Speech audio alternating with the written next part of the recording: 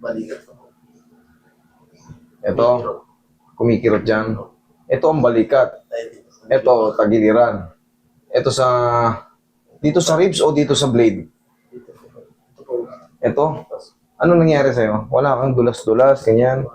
Hindi ka nalaglag kung saan. Nasimplang sa motor o mga gano'n. Nasimplang ka dati sa bike. Pagka kasi, minsan kasi delay yung reaction. Kunyari, nasimplang ka sa bike. Sabi natin, 1 year ago or 2 years ago. Sumakit noon, tapos naka-recover. Naka-recover, siyempre, umiinom tayo ng gamot. So, ano lang to, senaryo lang to. Ngayon, minsan, may binuhat lang tayo. Mabigat. Parang feeling mo parang may naunat. Tapos yun na, nagtuloy-tuloy na yung sakit. Dati po kasi may inatak po. Yan. Tignan mo parang yung senaryo kahit hindi pa kita ganong kilala, may maraming insidente na ganun. Dating may simplang. Tapos yun nga, parang may binuhat, parang may gumuhit na may naramdaman sa likod. Sumunod nun, parang palagi, pag napapagod ako, pag napapawisan ako, parang palagi na may umiingla sa likod ko. Ibig sabihin doon, may nagbagong joint na hindi nakabalik. Tapos, naka-warning noon, natulak mo, umusog. Yan na. Hanggat hindi mo napapabalik yun, hindi napapalagatok to ng pabalik sa tamang posisyon niya before, palagi mo lang siyang iinahin. Tapos parang feeling mo, paragi kang, minsan, pag dito sa sentro, minsan yung breathing natin, parang pag sa thoracic. Okay, dito. Ngayon, bossing, ano yung dito naman? TMJD. Ano nangyari naman dyan? Kumain, nasampal, nasuntok, ano? Hindi mo alam? Sumakit lang. Dito, ito.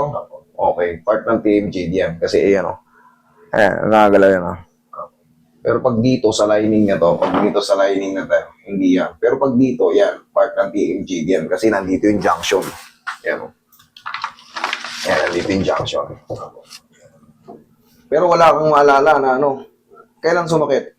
Tagal na po. Matagal na? Ito po, ano na po. Hindi, dito muna tayo. Tagal na po. Gano'ng katagal? 2 years na po. 2 years na. Ano yung nararamdaman mo eksakto ngayon? Masakit po. Parang may motusok sa atin. Para may tumutusok sa tenga mo. Nga. Pwede nga, pero nga ng flashlight. Saglit. May titignan lang ako. May split nga po. Nakasplint ka.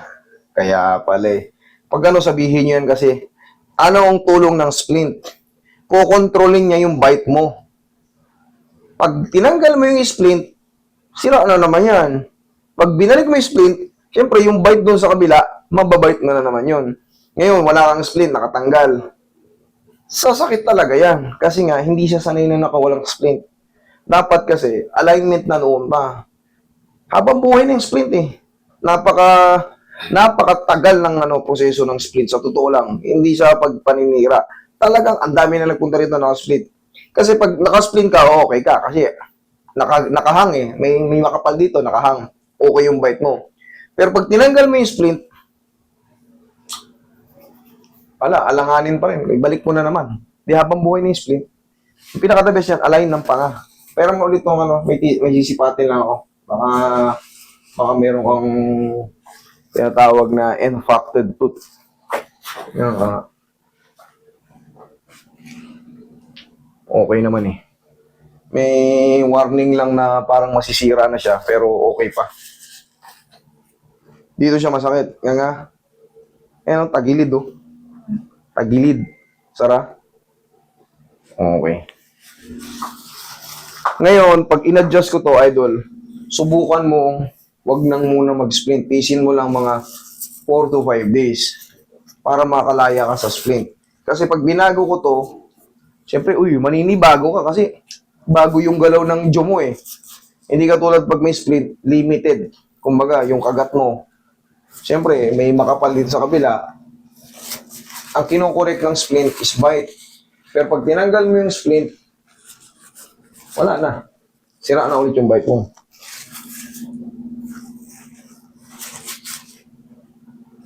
Nga. Sara.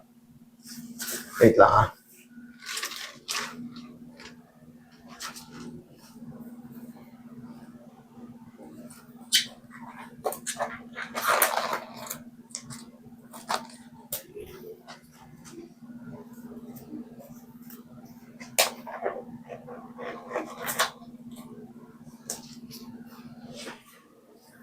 Nga ulit. Nga, dahan-dahan sara. Higa kang patagilid, idol. Dito ka sa akin humarap. Tulak natin yan para mabago na yung bite mo. Kasi habang buhay kang mag-i-split. Sige nga. Dahan-dahan sara. Sara. Nga. Dahan-dahan sara. Tihaya. Tihaya. Sige nga. Dahan-dahan sara. Sara. Sara, huwag mo ibuka. Sara lang. Ay nga. Sara. Okay. Sara. Ganon ka. Sara. Upo. Paghihikab tayo ganito. Huwag nakabande. Palagi ka bang gumagayan? Ganito. Diin mo pa ganon. Parang pahigop to. Sara. Hanggang diretso. Hanggang diretso lang. Ayan, sobrang laki. Sara, nasasaktan ka. Dito.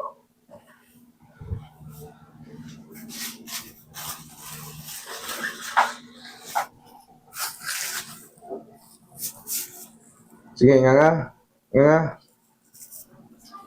Sara. Wait lang.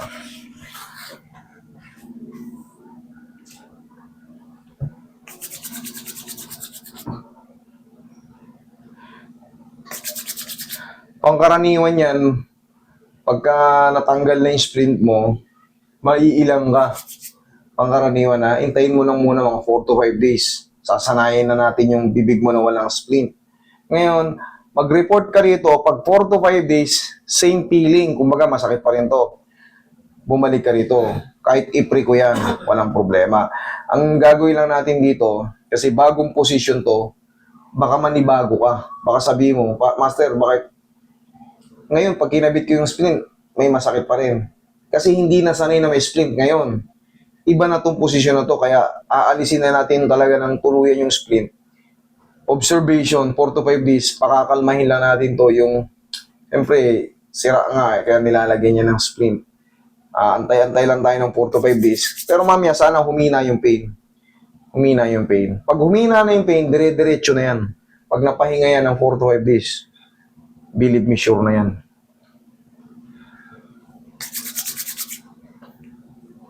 Ngumuya ka nga, kunyari. Ngayon ka. Kunyari ngumuya ka. Masakit? Wala. Okay lang. Mas bumuti siya. Ganun ako pa, masakit lang pag sinasagad ko po. Pag sinasagad mo mga, huwag mo munang isagad. Yung hayaan mo muna siyang yung normal lang. Kumbaga, normal lang nga, huwag na muna isagad kasi mayroon niyang kasi nga imbalance yung jaw mo. Possible na pag kumbaga, hina-hyperextend natin yung bibig natin, maiinat siya, sasakit. So kung mga normal lang muna, normal bite lang, kumbaga, normal lang nga. Pagka wala na dyan, antayin lang natin, makapahinga. Okay? Para sa susunod, 4 to 5 days na naman naantay natin para sa susunod, makakabite ka na naman lakas nang walang splint. Okay? Ganon ka nga. Okay, nguya ka. Wala, hindi masakit. Ayos lang. Ayos na yan. Sigurado na yan. Dito naman tayo. Ipapahinga mo lang to ng Tapos wag mo na ikabit yung splint, ha. Tayo ka, idol.